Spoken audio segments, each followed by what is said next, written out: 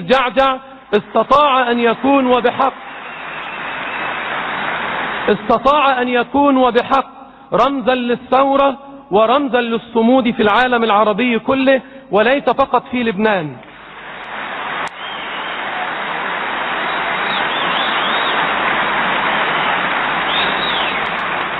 لقد ألهم سمير جعجع الجميع معنى الصمود يوم كان في محبسه حرا ولم يقبل المساومة على المبادئ والقيم الوطنية.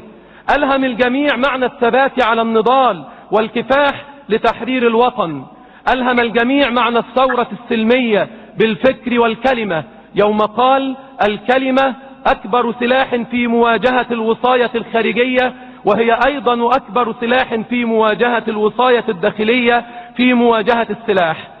ألهم الجميع الانحياز لسيادة الدولة والصالح العام وشرعية الشعب وحكم القانون والارتقاء فوق المصالح الشخصية والحزبية يوم تخلى عن السلاح بنفسه وبقراره بعد خروجه من محبسه.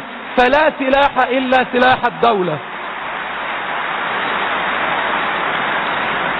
فلا سلاح إلا سلاح الدولة.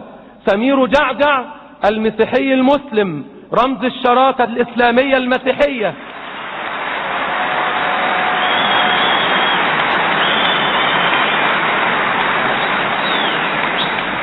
رمز الشراكة الإسلامية المسيحية على أرض لبنان، الذي ألهم الجميع أن الحرية أساس النهضة يوم أن قال: أي مواجهة لأي ظالم أو أي مستكبر توصل لإنسان حر ومجتمع حر. الحرية الحرية. أشكرك سيدنا، لقد ألهمتنا.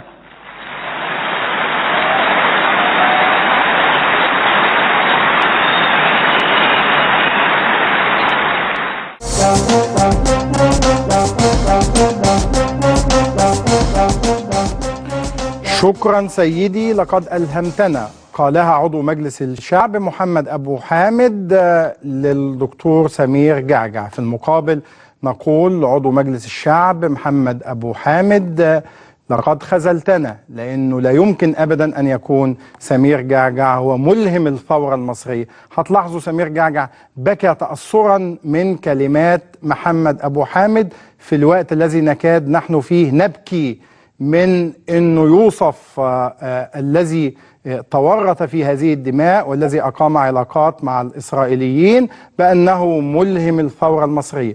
طلبنا من الأستاذ محمد أبو حامد عضو مجلس الشعب أنه يعلق تليفونيا، حاولنا نتصل به ولكنه أبلغنا أنه مش عاوز يتكلم في هذا الموضوع ده، لأنه كمان عايز أقول لكم أنه بعض السلفيين بيتهمونا دايما أن احنا بنتصيد لهم هم فقط. لا، يعني ينتمي محمد أبو حامد للتيار الليبرالي، لكن لا نتصيد لأحد. حينما تكون هناك أخطاء أو عندنا وجهة نظر شايفة أنه ده خطأ، نقدمه على أنها وجهة نظرنا ونقدمها بحيادية مهنية. يعني طلبنا منه أن يعلق على ذلك لكنه رفض هذا الكلام. الكلام مؤسف ومخيف، ولا يجب أبدا أن يصدر من عضو مجلس شعب ممثل للشعب المصري وفي برلمان الثورة يصف الدكتور سمير جعجع اللي يداه مخضبتان بدماء الفلسطينيين واللبنانيين والذي صافح شارون والتقط معه الصور